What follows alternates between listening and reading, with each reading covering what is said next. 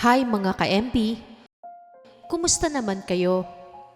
Matapos ang sunod-sunod na sakuna, baha, landslide, lindol, bagyo. Sana ay ligtas, matatag, at nananatiling may pag-asa ang bawat isa sa inyo. Alam ko, pagod na tayo.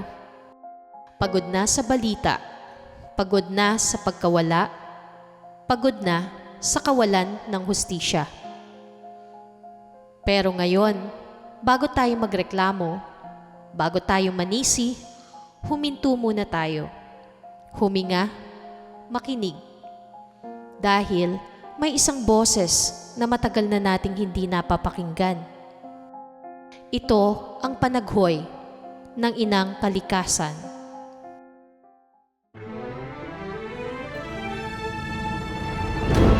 Sa ating mundo, ang lahat ng buhay ay patuloy lang sa paglalakbay.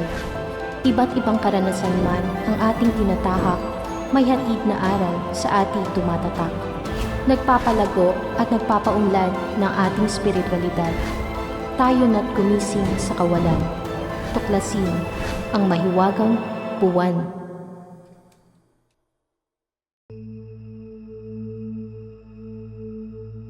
Ano ang panaghoy ng ating inang kalikasan o tinatawag ng iba na inang Gaia? Kung may boses ang lupa, ano kaya ang sasabihin niya? Siguro ganito: mga anak, pagod na ako. Sinusubukan ko kayong protektahan. Pero paulit-ulit niyo akong sinasaktan. At hindi na ako makahinga. Sa bawat punong pinuputol, sa bawat basurang itinatapon sa ilog, sa bawat mga plastik na hinahayaang paikot-ikot sa dagat, at mga langis na kumakalat sa karagatan, para tayong anak na unti-unting pumapatay sa sariling ina. Hindi lahat ng kalamidad ay kapalaran o galit ng langit. Marami dito ay reaksyon, isang sigaw, isang babala. Kapag lumalakas ang bagyo, bumabaha ang bayan. Natutunaw ang yelo, namamatay ang mga hayop. Hindi ba't iyon ay pag-iyak o panaghoy ng ating planeta?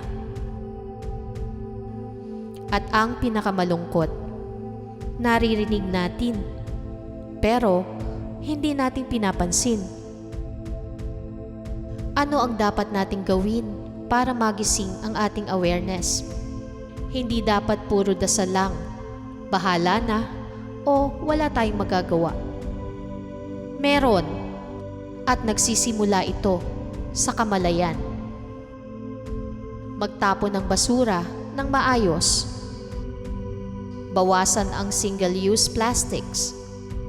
Magtipid ng tubig at kuryente. Suportahan ang reforestation.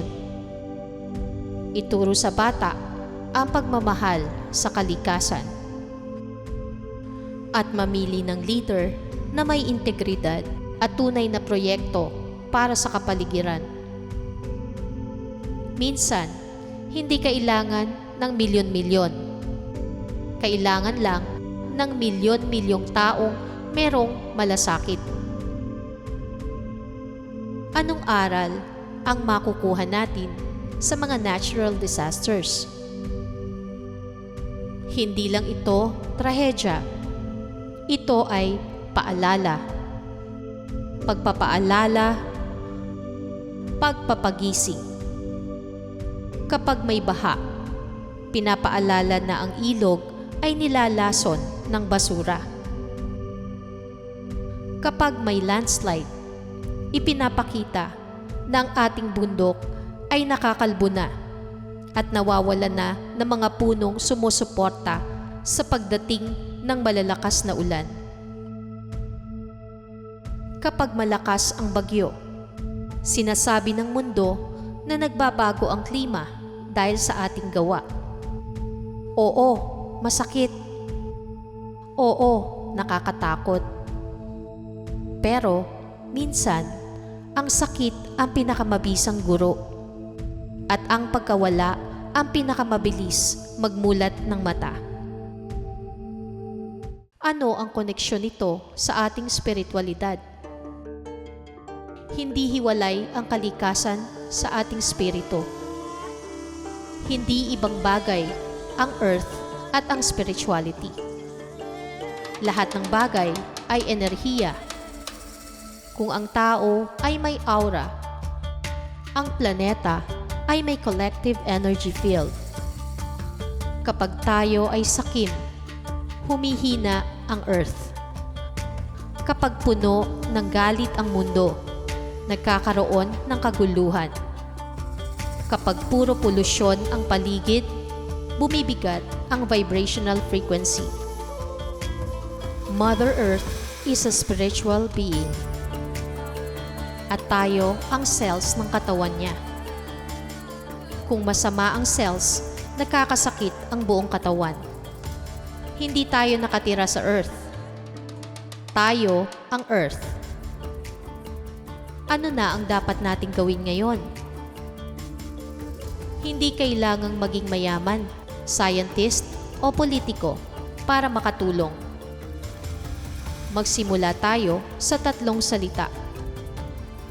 Araw-araw na malasakit. Una, maglinis kahit walang nakatingin. Pangalawa, huwag magtapon kahit may ibang nagtatapon. Pangatlo, magsabi ng tama kahit marami ang tahimik. Pang-apat, ituro sa bata ang pagmamahal sa mundo. At pang-lima, piliin ang mabuting leader, hindi dahil sikat, kundi dahil may puso. At higit sa lahat, makinig sa kalikasan. Dahil hindi kailanman sumisigaw ang kalikasan ng walang dahilan. At hindi ito gumaganti. Naghihiganti lang tayo sa sarili natin. Mga ka-MB, ang Mother Earth ay hindi papatay. Pero sugatan siya. At kung hindi tayo kikilos ngayon, hindi sakuna ang katapusan, kundi katahimikan. Yung katahimikan kung saan wala nang ibong umaawit, wala nang punong sumasayaw, wala nang dagat na kumikislap. At ang nakakalungkot, tao rin ang mawawala. Pero pwede natin itong baguhin. Hindi bukas, hindi pag may oras, kundi ngayon. Kaya, sa pagtatapos ng video na ito, hindi ko hihilingin na mag-like, mag-share, o mag-subscribe. Ang hihingin ko mula sa inyo ay mas mabigat. Pakisuyo. Pakitulungan nating huminga muli ang ating inang kalikasan. Dahil kung hindi natin siya mabubuhay, hindi rin natin maisasalba ang ating mga sarili.